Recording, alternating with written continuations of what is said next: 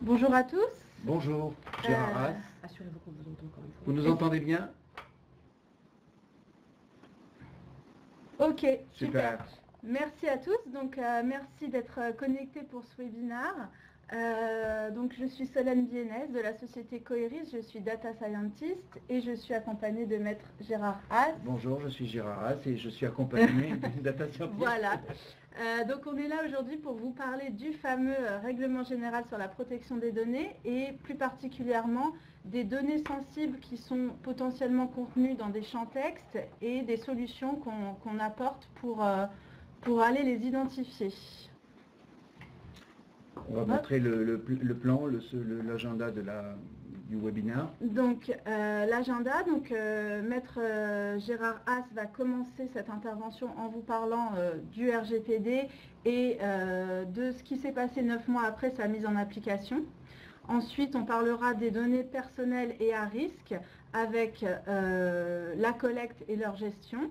Et je vous parlerai des cas clients qu'on a rencontrés, nous, au sein de la société Coeris et sur les différents projets sur lesquels on a travaillé ces derniers mois. Et enfin, une mise en œuvre opérationnelle avec les outils qui sont disponibles à l'heure actuelle. On vous propose, si vous avez des questions, de les écrire directement dans le chat.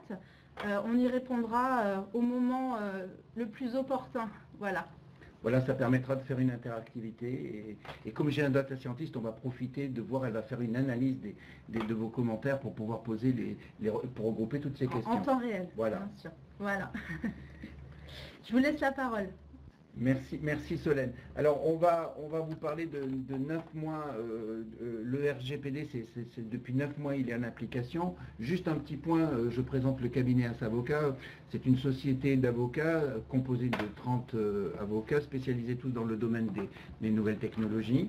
Notre cabinet, alors attendez, je trouve le clic là, voilà.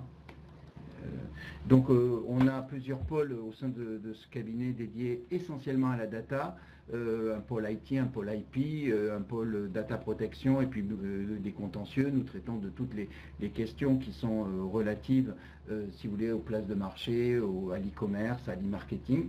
Et je suis également l'auteur de plusieurs ouvrages dont le RGPD explique à mon boss et le guide juridique de la data. Nous avons trois labels CNIL, dont un pour l'audit de traitement automatisé de données, et puis qui dit règlement général de la protection des données, dit opération de sensibilisation.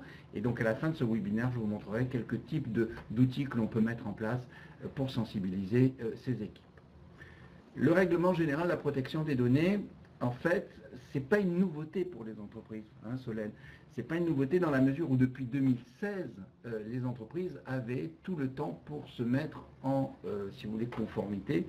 Et le règlement est rentré en application à partir du 25 mai 2018 et il a fait l'objet de modifications à la fin de l'année pour la loi informatique et liberté. Il y a 3 ici objectifs dans le cadre de ce règlement.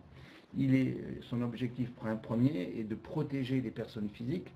Ça veut dire également que les personnes morales ne sont pas concernées par le règlement général.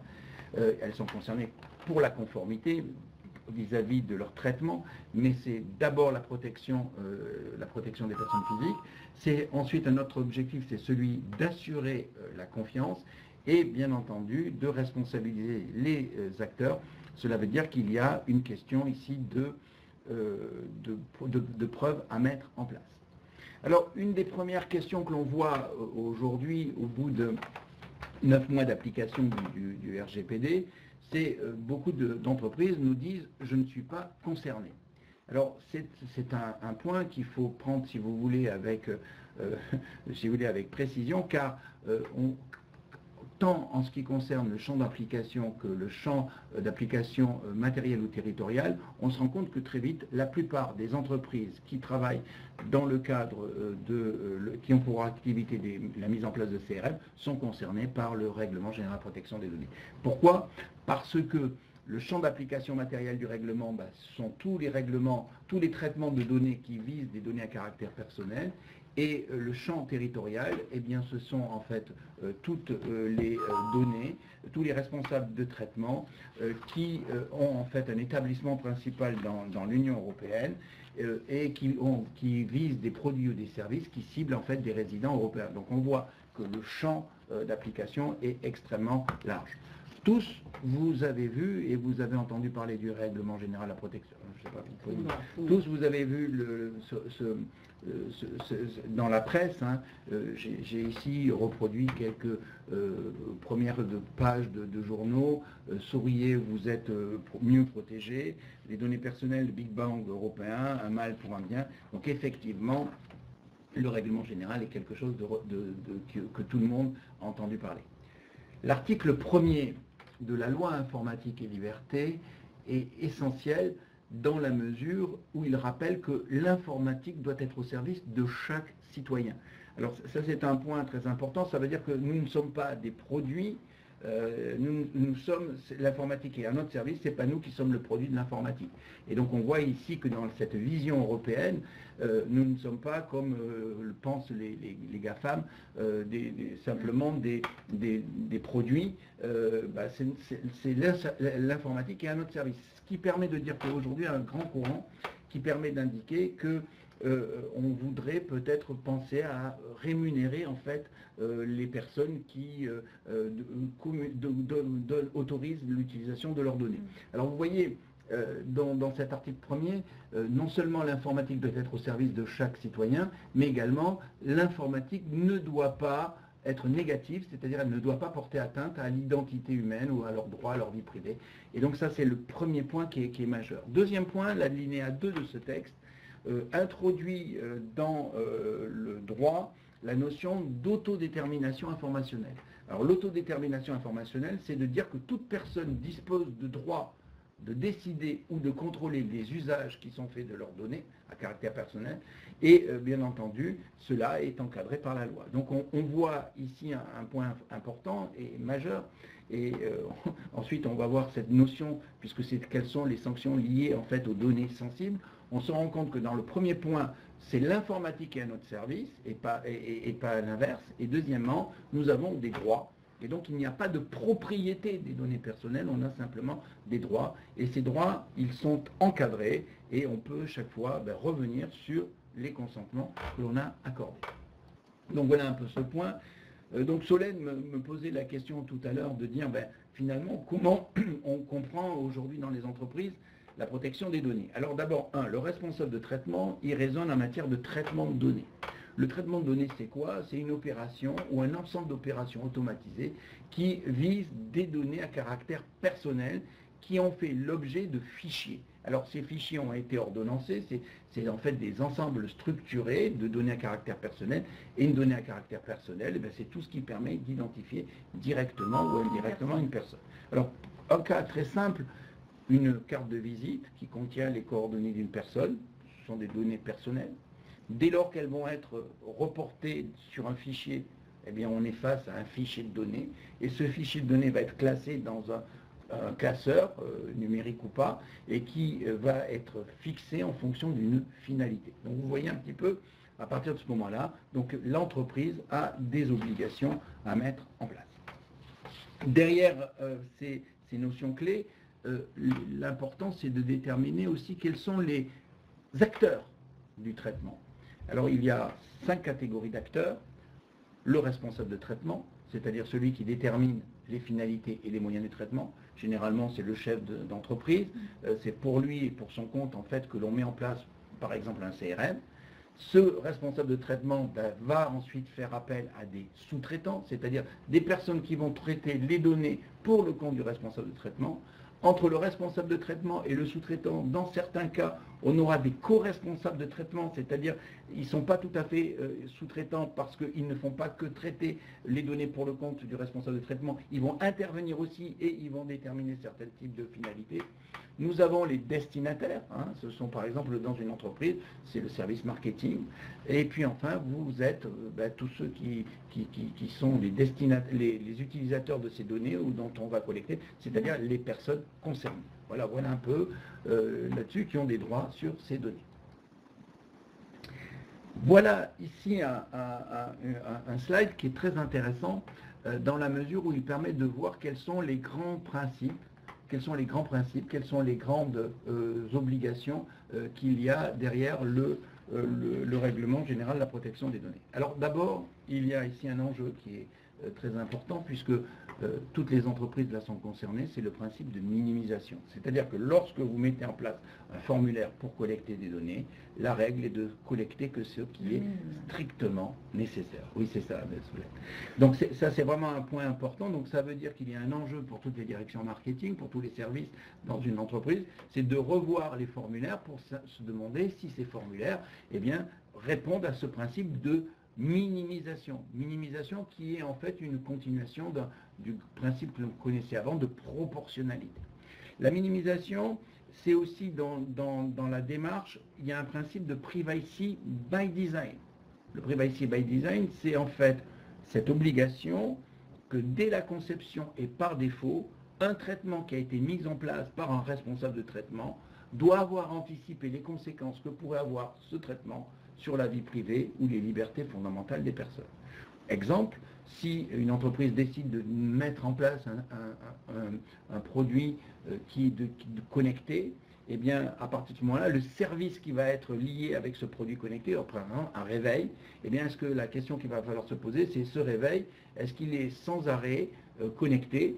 Et donc, à partir de ce moment-là, quelles sont les conséquences pour la vie privée des personnes, s'il entend tout, s'il doit se déclencher, etc. Donc, vous voyez, il y a le privacy by design ici intervient. Et là aussi, il y a un vrai changement dans les entreprises, c'est qu'on ne pourra plus dire « je ne savais pas », on doit avoir anticipé. Un autre enjeu, c'est la conservation. Évidemment, quand vous collectez des données, vous ne pouvez pas les garder à aeternam. Vous devez ensuite prévoir, respecter des durées de conservation. Exemple, je suis dans une entreprise, j'envoie des CV, la DRH reçoit des CV. On n'a pas le droit de conserver des CV plus de 2 ans, à moins d'avoir sollicité à nouveau un intérêt dans un secteur particulier en disant, voilà, et demander aux personnes si on peut conserver leur CV. Et dans chaque type d'activité, et pour chaque traitement, il y a des durées de conservation. Exemple, les cookies, 13 mois. Les données clients et toutes liées à l'activité d'un client, c'est 5 ans. Le prospect, c'est 3 ans. Donc il y a toute une série de points. Si vous êtes véritablement intéressé par ces questions, sur le site de la CNIL, eh bien vous avez la liste de toutes les durées de conservation à mettre en place. Et donc ça, ce sont des obligations très importantes. Autre principe, bien entendu, c'est le principe de la accountability, c'est-à-dire la responsabilisation des personnes. Et c'est le responsable de traitement qui doit apporter la preuve qu'il a constitué des traitements qui sont licites, en fonction d'une certaine finalité, loyaux, en communiquant un certain type d'information et bien entendu en ayant recueilli le consentement. Et puis enfin, le dernier grand principe, eh bien, c'est celui de la sécurité, c'est-à-dire que vous devez, quand vous êtes responsable de traitement ou lorsque vous êtes sous-traitant, eh bien, puisque vous collectez des données, que vous les traitez, que vous les exploitez, eh bien, vous devez prendre des mesures techniques et organisationnelles qui sont adaptées aux risques et notamment à certains types de données qui pourraient être sensibles. Alors, c'est là où donc vous voyez qu'au-delà de ça, eh bien, on a un certain nombre d'obligations. L'entreprise est tenue à mettre en place un registre. Ce registre, s'il contient des données sensibles, et nous allons voir ensuite lesquelles, eh bien, il y aura ensuite à mener des études d'impact, désigner un délégué à la protection des données, avoir une politique en matière de failles de sécurité et, bien entendu, assurer le droit des personnes concernées. Alors, Solène me posait la question, et qui est aujourd'hui l'enjeu de notre webinaire, c'est de dire, est-ce qu'on peut collecter toutes les données à caractère personnel? Alors le principe est le suivant, c'est vous pouvez collecter toutes les données à caractère personnel, sauf si ces données sont des données sensibles. Alors la question est, c'est quoi une donnée sensible? La donnée sensible, ici, je vais vous la présenter. La donnée sensible, je ne suis pas encore sur on va le voir après. Alors juste un point, c'est que les données, les données, c'est de préparer, bon c'est pas grave, j'y vais arriver, les données, c'est de vous rappeler aussi que pourquoi le règlement général de la protection des données a posé présente un vrai enjeu pour les entreprises. Eh bien, vous le voyez sur le slide là qui est sur votre écran, c'est que les sanctions, elles ont considérablement été augmentées. Nous étions à un régime jusqu'en 2016 de 250 000 euros. Ça faisait rire les grands, si vous voulez, les grandes plateformes pour qui ça représentait même pas une minute de publicité. C'est passé à partir de 2016 et jusqu'en 2018 à 3 millions d'euros. Les sanctions qui étaient l'année dernière données, ou encore celles qui ont fait l'objet de contrôles avant le 25 mai 2018, étaient basées sur 3 millions d'euros. Mais depuis, eh bien, c'est 10 millions d'euros ou 2% du chiffre d'affaires lorsque vous n'avez pas mis en place de registre, respectez pas les règles de privacy by design ou avoir désigné alors que c'était nécessaire un DPO, et ça peut aller jusqu'à 20 millions d'euros, 4% du chiffre d'affaires, lorsque vous manquez aux droits des personnes concernées. On pouvait croire, et c'était aussi un débat, certains disaient on va voir, de toute façon la CNIL n'a pas les moyens de prendre des sanctions.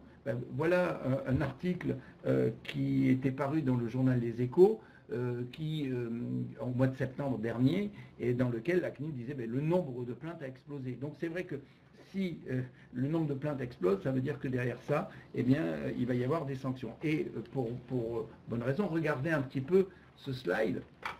C'est à jour au 23 novembre 2018, dans un communiqué, la CNIL indiquait qu'il y avait une augmentation de plus de 34% des plaintes par rapport à 2018, 9 700, on est déjà maintenant à plus de 15 000.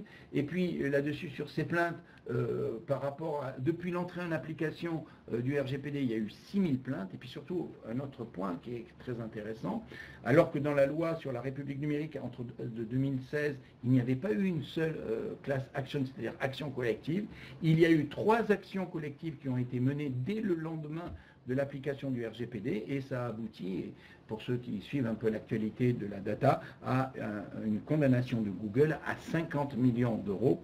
Et surtout, ce qui est très important et qui bouleverse en fait beaucoup d'entreprises, c'est que la sanction qui a été basée, c'était sur en fait les informations que diffusait Google, qui ont été estimées comme étant non compréhensibles et peu claires, et que l'information était insuffisante, ce qui fait que dans toutes les entreprises là-dessus sont concernées.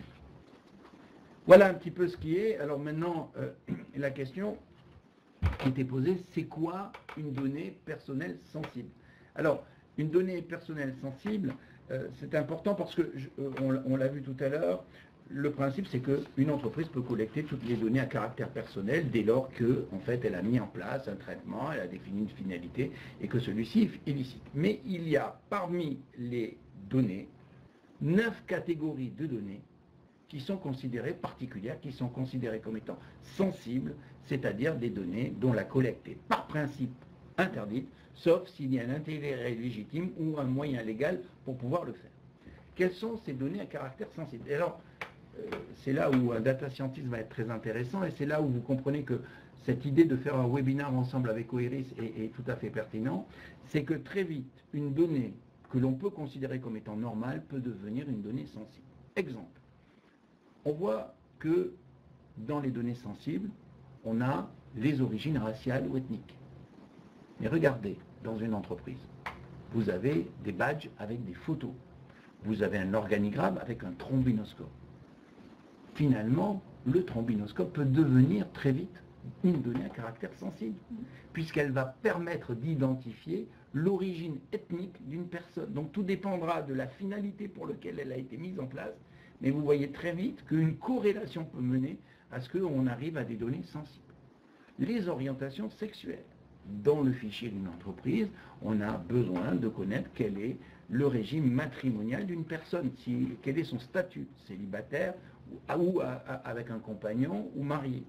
Mais regardez très bien, à partir du moment où on a monsieur avec madame, c'est déjà une orientation sexuelle, l'hétérosexualité. Mais on pourrait penser monsieur avec monsieur ou madame avec madame. Vous voyez, c'est tout à fait, très vite, on peut arriver à des possibilités, lorsque l'on va au deuxième degré, il y a plusieurs traitements selon leur finalité qui peuvent faire l'objet bien entendu, d'être considéré comme étant sensible. Continuons les convictions religieuses ou philosophiques. À partir d'un moment où une personne est végane, à partir du moment où une personne a une alimentation qui va être halal ou kasher, ou par exemple une personne qui indique à la cantine ou au restaurant de son entreprise, ben moi je serai carême. Donc vous voyez très bien que là-dessus, on peut très bien avoir ici des indications sur les convictions religieuses ou philosophiques d'une personne. Continuons, la personne dans l'entreprise se fait fort de dire qu'elle a été élue, elle est conseillère municipale, elle demande de s'absenter. Vous voyez très bien que les opinions politiques là vont figurer aussi, idem pour les opinions syndicales, mais dans l'entreprise aussi on va collecter des données de santé ou on va faire des applications liées à la santé, et là vous voyez nous sommes face à des données qui sont sensibles. Les données biométriques, les données génétiques ou même les fichiers de condamnation pénale. Donc vous voyez que la bascule peut très vite être arrivée, et donc de données qui pouvaient être normales, selon la finalité pour laquelle elles sont utilisées, eh bien on peut être face à des données qui sont sensibles. Voilà pour tous ces points. Alors bien entendu, il y a des exceptions. Ces exceptions, c'est-à-dire c'est l'article 6 du règlement qui dit attention, regardez bien, nous sommes face à des données lorsque la personne a donné son consentement, lorsque l'on est face à une exécution de contrat, une obligation légale, un intérêt légitime. On voit beaucoup dans les entreprises aujourd'hui la construction de recherche d'intérêts légitimes. Alors il y a ce qu'on appelle la balance des intérêts et la balance des intéressés. Bon, c'est un peu technique, mais là on peut répondre à ces questions. L'exécution de mission publique ou la sauvegarde de la vie humaine. Donc voilà un petit peu tout ce qui permet de glisser sur des données sensibles. On parlait également de données à risque. Alors, à risque, c'est-à-dire c'est dans le libellé, dans la construction du formulaire, parce que vous avez une minimisation des données. Une minimisation des données, c'est vrai qu'il y a toute une stratégie derrière ça. Il y a aussi le respect de l'autodétermination informationnelle. L'autodétermination, c'est l'information ou le consentement, et c'est pas un recueil global qui est généralisé. Il y a eu plein de sanctions autour de ça. Et puis dans les principes de privacy by design, je l'avais indiqué tout à l'heure, eh bien c'est de réfléchir aux conséquences que pourrait avoir l'utilisation du traitement sur la vie privée. Donc on voit un petit peu tout ça. Cela voudrait dire qu'on a besoin d'avoir des explications concrètes. Alors, j'ai la chance d'être avec une data scientist qui, elle, tous les jours, pour les entreprises, eh bien, dans le côté opérationnel, eh bien, va aider et accompagner les entreprises à savoir comment on analyse les données. Solène, bien, c'est à vous. Très bien. Alors, juste en aparté, on a vu qu'il y avait un certain nombre de questions. On y répondra à la fin de cette présentation si vous voulez bien, mais on a bien vu vos questions. Donc effectivement, je vais vous parler donc, de ce qu'on a pu faire dans notre société en termes de traitement de données, ce qu'on est capable de faire à l'heure actuelle. Donc on s'axe en particulier sur les zones de texte libre. Qu'est-ce que c'est qu'une zone de texte libre? Quand vous avez une application, souvent CRM, mais aussi RH, etc., des opérateurs peuvent saisir des informations dans des champs texte pour avoir un suivi de dossier client ou des choses qui servent le dossier. Ces zones de texte sont bien sûr soumises au règlement général de protection des données dans la mesure où elles peuvent contenir des données de citoyens européens. Donc c'est très important d'aller vérifier ce qui se passe dans ces zones de texte. Or, ce n'est pas facile parce qu'on est là sur des données non structurées. Donc, il y a vraiment un travail d'analyse de texte à faire qui est assez fastidieux. La nature des commentaires qu'il y a dans ces zones de texte libre ne doivent pas être inappropriés, subjectifs ou insultants. Ils doivent être neutres, pertinents et factuels. Ensuite, une attention particulière doit être portée dans ces zones de texte aux données sensibles, c'est-à-dire les données dont vient de vous parler Maître Haas, concernant vraiment les personnes, leur ethnologie, etc., la catégorie de données sensibles. Pour faire face à cette problématique de zone de texte libre, la CNIL recommande la réalisation d'audits réguliers des bases de données ou le recours à des outils automatiques. C'est justement l'objet de notre outil qui s'appelle Coeris RGPD Text Control. Dans les zones de texte libre, il peut y avoir des données sensibles, des données qui concernent personnelles sur les clients, mais il peut également y avoir des données personnelles, telles que les RIB, les IBAN, les numéros de carte bleue, numéro de sécurité sociale, mais au-delà de ça, numéro de téléphone, une adresse, etc. Il est aussi indispensable de pouvoir, à l'intérieur de cette zone de texte, aller capter cette donnée pour l'identifier. Aller vérifier que dans 1 million de commentaires, on n'ait pas 1 million de numéros de sécu. Ça serait problématique. Donc, notre outil est justement capable d'aller identifier ces patterns de données personnelles. Vous n'êtes pas sans savoir certainement qu'un certain nombre de sociétés se sont déjà fait épingler par la CNIL pour des commentaires peu glorieux qui ont été trouvés dans leur base. Des commentaires injurieux dans des bases clients. Ici, par exemple, n'a pas de cerveau, cliente avec problème cardiaque, client alcoolique, etc. Voilà. Dans une base client, dans une base RH également, ce salarié est vicieux, veut le beurre de l'argent et l'argent du beurre, etc.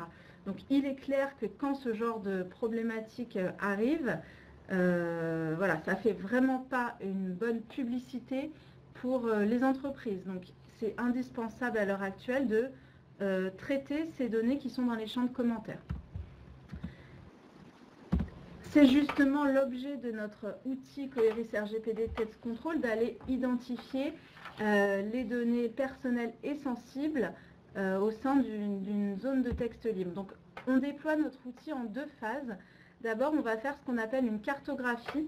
Cartographie des données personnelles et sensibles, ça sera pour préparamétrer notre outil, pour s'adapter au contexte du client, etc. Parce que peut-être qu'une donnée sera sensible dans un contexte et ne le sera pas dans un autre parce qu'il y aura un intérêt légitime.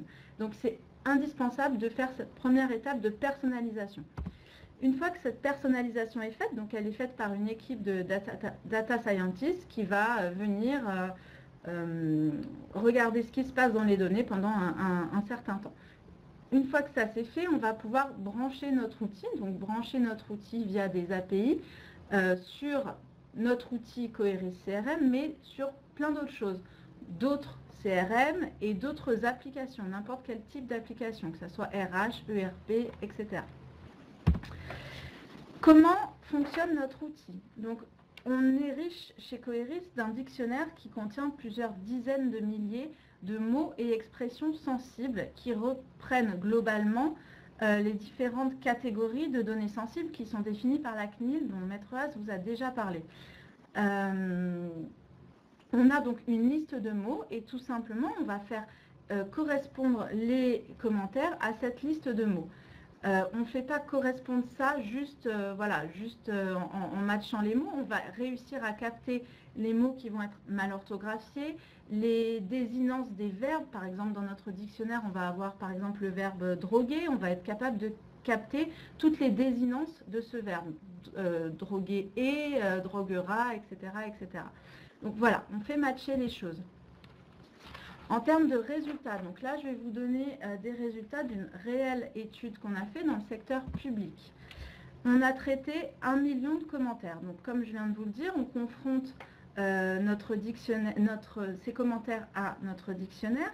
Et là-dessus, on a une phase de data science où on est capable, grâce à un algorithme, d'associer à chaque commentaire un niveau de criticité, un niveau de non-conformité au RGPD. Donc on va ressortir à la fin à notre client un livrable avec les commentaires qui vont être triés par ordre de criticité. Donc notre client va pouvoir s'axer sur vraiment les commentaires qu'on a remontés comme étant les plus problématiques. Dans l'exemple qu'on a traité, on avait 95% de commentaires commentaires conformes, où tout allait bien. Donc vous voyez, on est vraiment en train d'aller chercher une aiguille dans une botte de foin. On va vraiment trier les commentaires pour que le juriste de l'entreprise ou la personne en charge de ça, le DPO, etc., aille se focaliser uniquement sur les 5% problématiques. Ce qui lui épargne d'avoir à lire 1 million de commentaires, ce qui, voilà, en jour homme, est très conséquent. Donc c'est ça, on va vraiment trier les choses et pouvoir... Ce qu'il faut expliquer pourquoi c'est important et judicieux d'avoir cette technique, c'est que en fait, pour la personne concernée, même si c'est sur 1 million de commentaires, elle en est victime de ses propos. Et donc, pour elle, c'est 100%. Effectivement, vous avez raison. Donc, on restitue des éléments qui sont, par exemple, des nuages de mots où on va aller regarder. Attention, c'est non conforme. Pourquoi c'est non conforme? Quel est le vocabulaire utilisé? Donc, ici, dans notre exemple, on voit que le champ lexical de la santé était très présent, avec des mots, vous voyez, comme soins, santé, malade, médical, sécurité sociale, etc. Donc là, peut-être que les gens qui ont saisi ont besoin d'une formation pour dire attention, vous n'avez pas le droit de saisir des données de santé des clients, des personnes qu'il y a dans votre base. Donc vraiment, là, on peut axer la formation. Ensuite, comme je le disais tout à l'heure, il est indispensable de prendre en compte le contexte métier. Non seulement parce que des choses sont autorisées dans un contexte et pas dans l'autre, mais aussi parce que des mots qui sont problématiques, qui sont dans notre dictionnaire, peuvent être utilisés par un client dans un autre contexte. Par exemple, dans notre exemple, on voit que le mot Bible était très présent et on est allé chercher un peu plus finement pourquoi est-ce que ce mot Bible était très présent. C'est parce que le client a utilisé le mot Bible de la relation client. Donc là, voilà. Il faut absolument qu'on personnalise notre dictionnaire pour dire attention, si le mot Bible tout seul sort, alors oui, tu le captes, oui, c'est problématique. S'il y a relation client dans la phrase un peu avant, un peu après ou dans le commentaire, tu ne dois pas le capter. Donc ça, c'est des algorithmes de data science, de text mining qui permettent de faire ça et de personnaliser bien les choses. Ensuite, on a le fameux problème des noms propres. Parce que des monsieur, madame avec des noms comme monsieur, madame Gouja, il y en a plein, donc on doit vraiment être capable de les adresser et de dire non, là c'est un nom de famille, donc ne le fais pas ressortir. Donc voilà, on est toujours dans de la personnalisation. Une fois qu'on a fait ça et qu'on est d'accord avec notre client sur le vocabulaire à adopter, on est capable de faire une analyse macro de la non-conformité. Vous voyez ici que j'ai classé le pourcentage de données sensibles dans des thèmes bien précis. On voit que quand il y a des commentaires non conformes, il s'agit en principal ici de la santé. Ensuite, on a la religion, la politique, etc. Là encore, ça permet de pouvoir sensibiliser les équipes sur le bon vocabulaire à adopter et sensibiliser de façon précise. On est ensuite capable de restituer les choses aussi finement que ce que les données nous le permettent. Si par exemple on a l'année de saisie, on est capable de regarder l'évolution du nombre de commentaires par année. Ici, c'est pas très bon puisqu'on voit que ça augmente de nombre de commentaires sensibles par année. On est aussi capable, si on a dans les données, d'aller regarder les différences selon les services, selon les types de clients, etc. Est-ce que c'est les gens qui nous appellent, alors on saisit des choses et c'est non conforme? Est-ce que c'est plutôt quand on écrit un email, etc. Donc là, on va être capable d'aller regarder ça assez finement. Ici, pour terminer sur ce sujet, voilà quelques exemples réels de commentaires qu'on a pu trouver dans les fichiers et qui sont un peu délicats. Client s'est suicidé, je ne sais pas ce que vous en pensez, maître, mais client s'est suicidé par arme à feu, fermez le contrat. Bon, ce n'est pas très conforme au RGPD. Cliente autoritaire et agressive tient des propos insultants. Là, voilà. Alors, il faut savoir que tous les clients peuvent, en exerçant leur droit d'accès, avoir accès à ces données à n'importe quel moment. Donc, c'est ce qu'il faut garder à l'esprit. Dans le cadre de la portabilité, voilà. Ou d'une demande de droit d'accès. Voilà. Le client est raciste, à ne pas rappeler, ouais. Ou besoin d'argent pour louer la salle des fêtes pour la bar mitzvah de son fils. Donc là, voilà, on voit clairement identification de la religion du client. Donc notre expérience en 2018-2019, on a traité différents secteurs. Tous les secteurs sont concernés. On a analysé à peu près 10 millions de commentaires déjà, sur différentes bases, que ce soit client, RH ou production.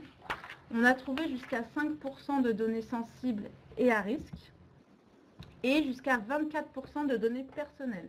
24% de données personnelles dans les champs texte, là ça pose vraiment de questions. Est-ce que c'est pas l'appli il manque un champ dans l'appli, par exemple le champ numéro de téléphone, et les personnes saisissent directement dans le commentaire.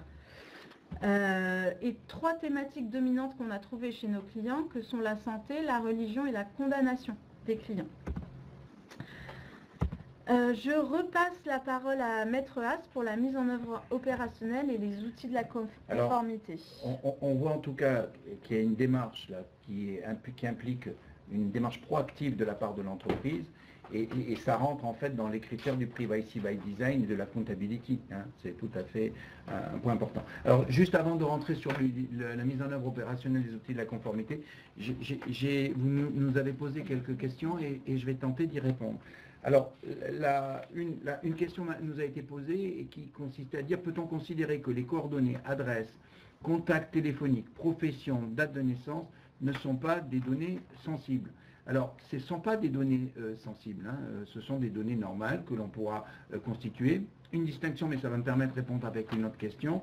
Si c'est des données que vous avez sur votre portable et que c'est un portable personnel, vous n'êtes pas concerné par le règlement général de la protection des données, puisque ce sont des données qui sont considérées comme étant domestiques. En revanche, dès lors que ça devient professionnel, alors là, vous êtes face à un traitement de contact et ça fait l'objet d'une déclaration. A-t-on à titre individuel une obligation de mettre en place le RGPD? À titre individuel, si c'est ce que j'ai dit, c'est en fait un cas d'utilisation domestique. On n'a pas à tenir compte du RGPD là-dessus. Attention toutefois, parce que dans la question que vous me posiez, notamment de par l'enregistrement de tous nos contacts personnels et professionnels, les contacts professionnels, là on devient dans quelque chose qui est un peu hybride. Bon, mais si c'est un auto-entrepreneur ou une petite entreprise, il n'est pas concerné par le règlement. Autre question, peut-on mettre des photos pour identifier les personnes de notre fichier? Vous pouvez, dès lors qu'elles vous ont donné leur accord, ou si c'est pour une organisation et à des fins de sécurité, là encore on peut le faire, mais il faut le faire dans le cadre d'un traitement qui fait l'objet d'une finalité adaptée à cela. Ça, c'est des règles que prend le responsable de traitement. Qu'en est-il des données étrangères avec un pays en dehors de l'Union européenne? Alors, très très bonne question. Si c'est des données à caractère personnel qui concernent, vos données sont envoyées sur par exemple un serveur en Suisse qui est en dehors de l'Union européenne, on va vérifier s'il y a des compatibilités, si on a des règles de transfert de données à l'étranger. Il y a des règles un peu particulières, donc au cas par cas, il faut régler. Vous avez 27 pays qui sont dans le règlement général de la protection des données, et après, au cas par cas, il faut vérifier si on peut transférer ces données. Est-ce qu'on va recevoir les slides? Il faut demander à Queries, mais je pense qu'il n'y a pas de problème pour ça. Est-ce que l'entreprise a une obligation de moyens ou de résultats? C'est une très très bonne question. En matière de sécurité, elle doit prendre les risques, mettre en place les mesures techniques et organisationnelles adaptées aux risques. Donc dans ce cadre-là, elle est dans une obligation de moyens renforcés. C'est elle qui a la charge de la preuve. Donc on voit que là-dessus, il n'y a pas trop... elle a une obligation importante. Voilà pour ces questions. Si vous en avez d'autres, je veux bien. Doit-on faire apparaître, nous pose Marie-Christine, dans les contrats de travail, une mention sur les traitements de données RGPD? Alors dans le cadre des règlements là-dessus, les salariés doivent être informés, si vous voulez, sur les traitements qui ont été mis en place, mais ils doivent être informés, on n'a pas besoin de recueillir leur consentement, puisque c'est lié à un contrat de travail. En revanche, c'est vrai que dans le cadre du contrat, il y a des chartes Internet, etc. On me pose une question très intéressante. Pouvez-vous me confirmer que la notion des données personnelles ne s'applique pas aux données saisies sur des supports papier? Non, je ne peux pas vous le confirmer parce que c'est faux. Les données personnelles, qu'elles soient sur support papier ou sur support informatique, eh bien, sont concernées. La réglementation n'est pas simplement limitée aux fichiers informatiques, elle est sur tout support dès lors qu'il y a des données à caractère personnel, et même on peut aller très loin, les données à caractère directement ou indirectement, et donc on est concerné même dans les supports, sur les classeurs qui contiennent des données personnelles. Moi j'ai une question là concernant le coût de la solution, telle que la propose Coveris. On va volontairement pas répondre à cette question puisque clairement ça dépend de plusieurs paramètres, à la fois du secteur, de vos besoins, du nombre de verbatim, enfin toute la partie cartographie va dépendre de votre secteur et de votre besoin. Donc, on vous invite tout simplement à nous contacter à l'adresse qu'on va indiquer sur le chat, auquel cas on vous répondra au cas par cas. Oui. Voilà, de toute façon, donc, il y a toujours des paramètres, effectivement. Et il y a des dimensions. On peut considérer que dans une entreprise avec des millions ou avec des milliers, c'est pas la même chose, mais il peut y avoir dans les milliers plus besoin en fait d'être précis et ils peuvent être encore plus sensibles. Je pense par exemple sur un hôpital ou dans une clinique ou dans des données. Donc c'est vraiment au cas par cas. Alors voyons maintenant, si vous voulez bien, les outils pour la mise en œuvre du règlement. Alors il y a un objectif important, c'est aussi la mission qui est confiée au DPO, mais quand il n'y en a pas, il faut faire, c'est sensibiliser ensuite le personnel à la protection des données. On l'a vu dans ce que disait Solène, c'est que l'enjeu, c'est, et pour pouvoir travailler, on a besoin de mettre en place des zones de commentaires. Les zones de commentaires, ben, en fait, on peut à un moment donné porter des appréciations qui sont, si vous voulez, qui peuvent avoir des conséquences considérables, puisqu'elles peuvent transformer la zone de commentaires à des zones sensibles. Et donc, on voit que tout cela, il faut former les gens, et ça, c'est le premier point intéressant à faire. Deuxième enjeu, cette sensibilisation, en tout cas moi en tant qu'avocat et dans notre cabinet, on a fait un grand nombre de mises en conformité, on s'est rendu compte qu'il fallait mettre en place des outils et donc on a développé pour cela des outils, donc un serious game qui permet via des tablettes et donc de permettre d'avoir un parcours. C'est même une formation qui peut être intéressante pour les relais informatiques et liberté, pour les DPO ou d'une manière générale les services juridiques ou les services marketing. Et là on a quelque chose qui est tout à fait, j'allais dire, pratique, opérationnel et ludique. Et donc ça permet, si vous voulez, d'avoir une solution tout à fait adaptée. On a également trouvé que c'était pas mal de faire des MOOC. Donc on a des MOOC, les gens peuvent les suivre quand ils en ont besoin. Et il y a 5 MOOC qui correspondent en fait aux grands principes du RGPD, le droit des personnes, les principes de base de traitement, les mesures de conformité, les mesures de sécurité. Et là aussi, ils ont le temps de le suivre quand ils ont de la possibilité. Et c'est un outil aussi qui est très simple. Ça dure 5 minutes. Et ça permet de donner le maximum d'informations. Et il y a des quiz à la fin pour voir si tout ça a bien été assimilé. Également, la conformité, ça appelle des outils. Donc on a les outils comme développe Queries qui vont en profondeur dans le système, mais avant ça, on a l'obligation de mettre en place des registres. Et donc nous avons développé un outil qui s'appelle LegalFab, qui est un registre qui permet à l'entreprise de faciliter, et surtout elle contient toute la base légale, puisque ce n'est pas le tout d'avoir en fait des champs à remplir, il faut en fait toute l'itération, et donc là elle est proposée sur la base de cet outil de tenue de registre en mode SaaS. Voilà, nous avons également des possibilités. Alors ça c'est un choix aussi à faire, c'est-à-dire que l'entreprise elle doit désigner un DPO.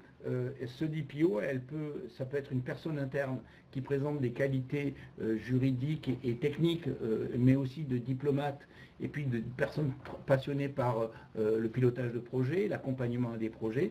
Donc elle peut le désigner en interne, elle peut aussi l'externaliser. Et donc nous avons des missions d'externalisation de DPO ou des missions d'accompagnement du DPO. Ça dépend les cas. Je pense que quand on est dans des relations B2B, on peut externaliser le DPO. Quand on est dans du B2C, il faut en avoir un interne et qu'il se fasse accompagner par des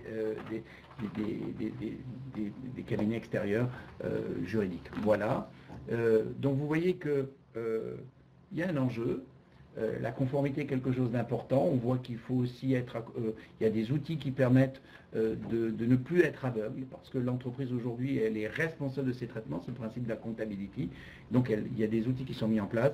Et c'est pour ça que j'étais très heureux de participer avec Solène, donc avec la société Queries, à ce webinaire. Est-ce que vous avez des questions? Il reste... Oui, je vois Nicolas qui pose la question. À partir de quelle taille de l'entreprise le DPO est obligatoire? Nicolas, c'est une excellente question. En fait, le DPO est obligatoire dès lors que vous avez plus de 250 salariés. En dessous, vous devez regarder Si vous présentez vous avez des fichiers, des traitements qui ne sont pas occasionnels, vous avez ils ne présentent pas de risque élevé ou ils ne contiennent pas des données sensibles. Donc, prenons le cas, une boulangerie, a priori, n'a pas à désigner un DPO et peut s'abstenir de tenir un registre. En revanche, dès lors que vous êtes sur une activité web en ligne, même avec 2 personnes, mais que vous avez beaucoup de contacts, il faudra à ce moment-là tenir le registre et mettre en place, avoir un DPO, ne serait-ce que pour être un point de contact. Autre chose également, toutes les sociétés qui utilisent des CRM, toutes les sociétés, bon, dès lors qu'elles font des campagnes de communication, là, à ce moment-là, c'est une des conditions, je vous rappelle que c'est assurer la confiance et protéger les personnes concernées. Est-ce qu'il y a d'autres questions? Il reste une question, je crois, auquel on n'a pas répondu, celle-là. C'est pas vraiment une question, c'est une suggestion. Alors, c'est une suggestion. Dans notre entreprise, nous avons glissé une note RGPD en même temps que la remise des bulletins de paie pour s'assurer de l'information des salariés sur les traitements. Ben, c'est une bonne... Ça rentre dans le cadre d'une démarche de sensibilisation. J'allais dire que chaque fois que vous mettez en place de la sensibilisation, vous conservez ces éléments probatoires. C'est des bons points. C'est une démarche, on rappellera, de la compatibilité. Je vois une autre question. Le DPO et les registres sont-ils obligatoires pour le CFA qui font aussi de l'AF? Des centres de formation qui font aussi de la formation professionnelle continue. Alors là, c'est très intéressant. Est-il possible de désigner 2 DPO, un pour des données clients, fournisseurs externes, un pour les salariés en interne? Non, ça serait là, c'est pas la peine. Le DPO, il doit pouvoir faire les 2. En revanche, on peut avoir des relais informatique et liberté. Un DPO, ça suffit par entreprise. Il n'y a pas besoin d'en avoir 2, à moins que ce soit une très très grande entreprise. Mais bon, non. Ensuite, le DPO et les registres, merci pour la présentation et pour vos réponses. Bah, écoutez, merci à vous aussi et on vous donne rendez-vous à bientôt. J'espère que un data scientist est tellement essentiel dans une entreprise, donc il y a toujours des recherches à creuser et puis le règlement va vivre de la mise en conformité que vous allez faire. À bientôt. Merci. Merci.